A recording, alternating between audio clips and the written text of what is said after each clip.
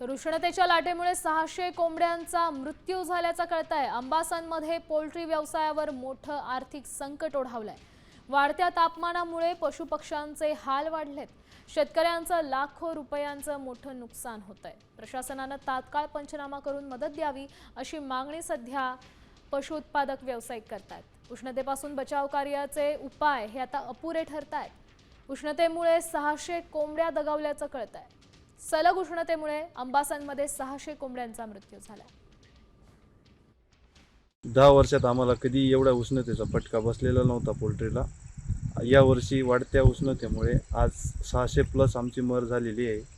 त्याच्यामुळे आम्ही सुपरवायझर आले, त्यांनी पाहणी केली। हा उष्णघातीचा प्रकार आहे म्हणून त्यांनी पण सांगितलेलं आहे। आज लेबर खर्च आणि पोल्ट्रीला जे लागतं मटेरियल, मेडिसिन, त्याचाही खर्च निघणार नाही आहे।